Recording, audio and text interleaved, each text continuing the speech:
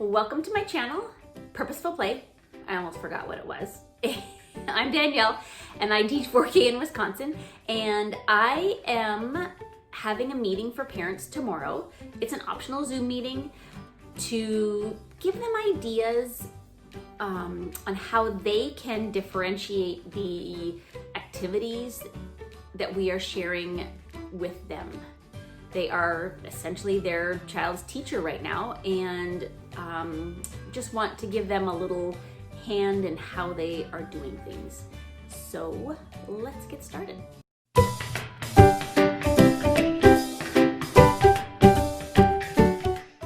So this is the slideshow I'm going to share with families, and I'll just walk through it and share with you what I'm going to say for this meeting. So this is a wonderful quote by Mr. Rogers, who, if you Google him, he has a lot of amazing quotes.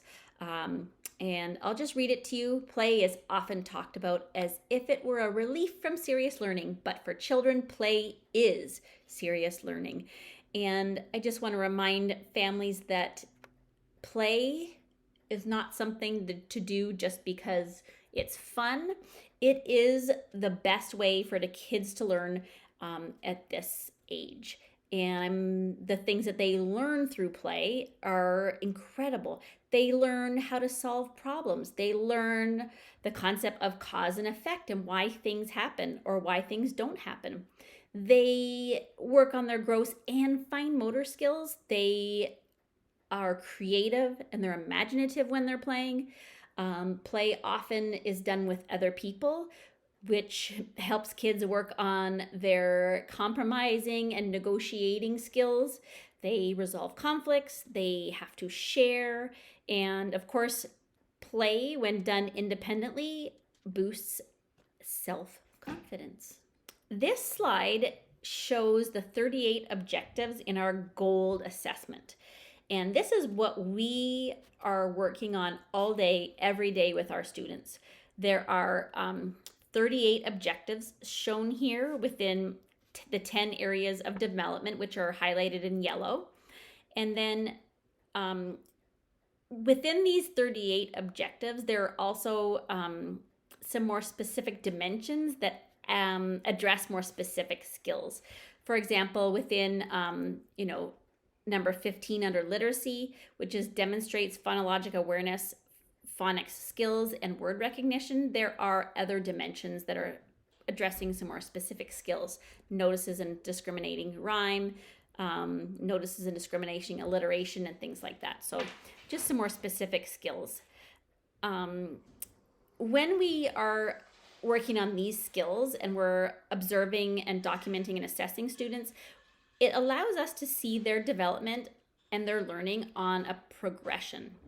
And I'm going to show a little example of the progression on another slide. And I just want to mention too that all of these objectives, they do align with the Wisconsin Model Early Learning Standards for the 4K or the 4-year-old program. This is an example of a continuum, and I just took objective 16 for an example because I know families are always asking, my kids don't know all their letters yet, or how do I, what kind of work can I do to make sure they know all their letters? Well, when I show this to them and I say, okay, so here are these colored bands. Red means birth to 1 year old. Orange is 1 to 2. Yellow is 2 to 3. Green is birth to 1, 1 to 2, 2 to 3. Green is 3 to 4.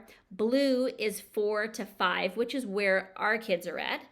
This is the preschool or pre-K color. And then purple is kindergarten.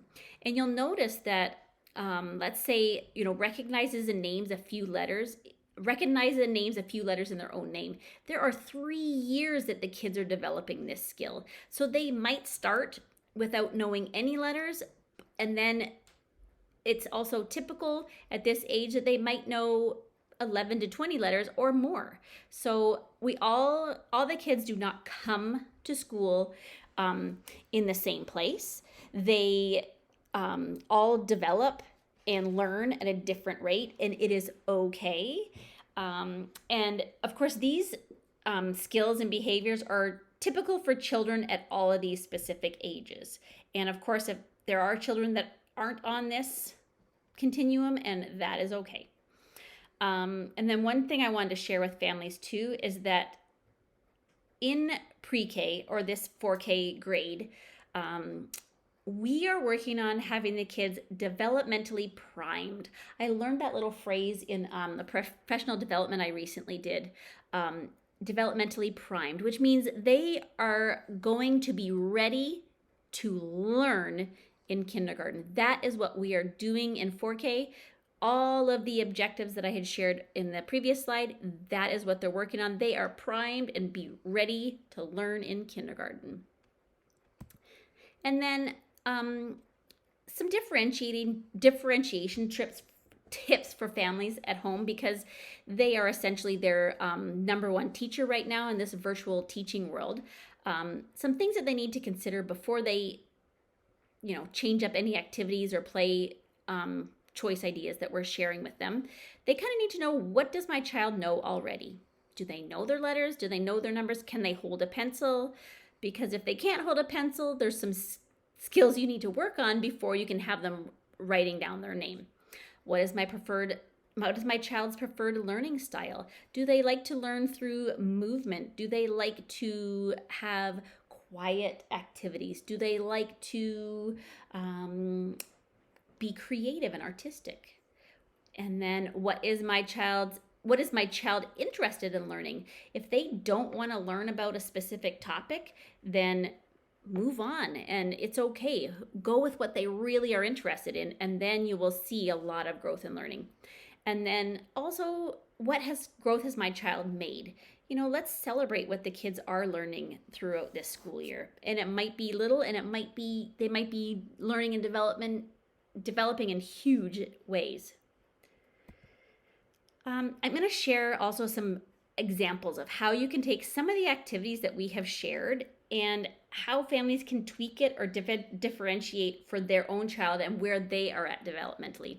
So one of our choices was play, go, fish. And if they don't have a deck of cards at home, then they can make their own using just scraps of paper. You could just draw pictures or take pictures from magazines, 2 happy faces. And then when you're playing go fish, you can say, do you have a happy face? You can put letters on them. You can put just matching, uppercase to uppercase. You could do uppercase to lowercase. You could ask for letter sounds. Do you have the letter that says b, b, b? Or maybe you have words on there. So depending on what, place their child is developmentally with their, and then also, of course, they could put numbers on there. Oh gosh, there's so many shapes. There's so many different things you could do.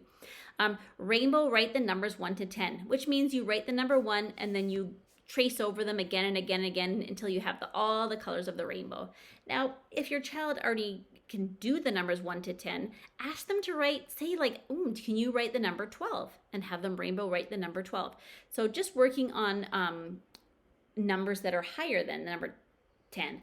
You could also say, I'm going to roll the dice, and say they get a 2 and a 1.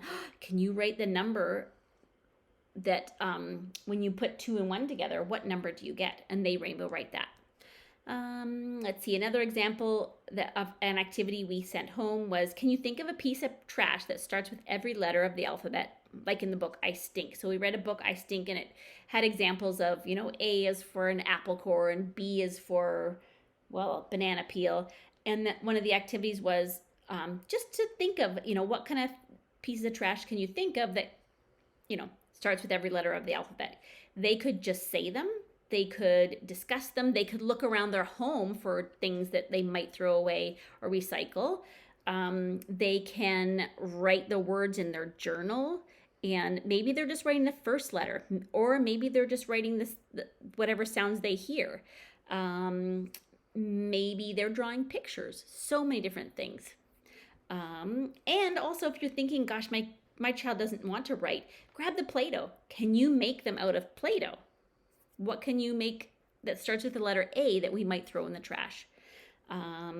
Let's see, toss a ball, a piece of paper back and forth, count how many times you catch it before it drops. So that could be you do it with a partner, and then you try to beat that number. Which is more, which is less? How many more did we do than the last time? And then the last one is we shared a little monster poem, and it says, what and how could you teach the monster? So there are so many different things. You could sing a song to the monster. You could do a demonstration. You could maybe make a video. What would you teach the monster through this video? You could write a book. So many different options on what you can do with that. And I just wanted to share with families, hey, you can take this activity, and by thinking about these questions that you're asking your child, you can change those activities to meet your child's needs and where they're at developmentally. And then the last thing I think is if you are playing with your child and they're not playing independently or with, a sibling or a friend, these are some open-ended questions you can ask your child. A parent can ask while they're playing with their child. And then that way it just sort of furthers their thinking, their thought process. And how can you solve that problem? How do you know? How do you know that that's the right way? Or how do you know what's going to happen? Can you do it another way? What would happen if you did this? Or what would happen if you did not do this? Why do you think that happened? What do you wonder about? Ooh, that's one of my favorites. What are you wondering about? Because it's so open-ended. What would you do if this? Or what would you not do? What did you do? Asking them how they did something, and how might you make a change? How might you, learn something different? Some great open-ended questions. And then that's the slideshow that I'm going to share with them. But I also have in a resource folder just some things that I'm going to share with the families that they can look at their own time.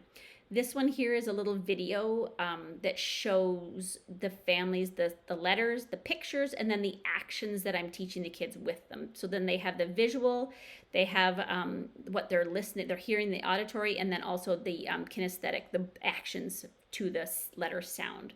I made a long list of game ideas for letter and number recognition, because that's kind of the number one thing that parents are always concerned about. This is a big, 30-something page document that shares all the 38 objectives for learning, and then also the dimensions within those objectives. This is a letter formation chart, how to form the uppercase letters with our Handwriting Without Tears program. These are the poems I say when I'm teaching the kids how to write numbers. Like go straight down and then you're done. That's a way we make a 1. And that's just a way that families can, work on writing numbers with their child. This one here is nursery rhymes. It's several pages of nursery rhymes. It's a great way for kids to start, if they're learning to read. This is something you can print out. You can ask the child to find all the letter A's in there. You can have them point to the words as they're saying them, because these are usually poems that they already know. Then that's kind of something they've already memorized. Or maybe your child is working on some of those snap or sight words, and you can say, oh, can we circle all the and that we find? This is just a shortened version of the objectives for learning and development. And then I'm going to share a copy of the Wisconsin Early Learning Standards. That's what's in the folder right now. I'm not sure what else I'm going to put in the folder. If you guys have any suggestions of what else you think families need, drop it in the comments, because I would love to hear if there's anything else I should add to this. I'm still thinking. And that is it. In the description box, I will leave a link to my Google slide so that you can have a look at it. And I think if I give you just viewing rights, you might be able to make a copy of it. I actually don't know, but you can give it a try. I don't mind people using it at all. And I'll also put a link to the resource folder that I am creating for families and sharing with them. And I think that's all I need to share with you. Yeah, it's in the description box below. Thanks for watching. Give it a thumbs up and hit the subscribe button so you can see my future videos. And if you have any questions or things that you really want to hear, want to learn about, want to know about, feel free to put in the comments below. And that is all. Have a happy day.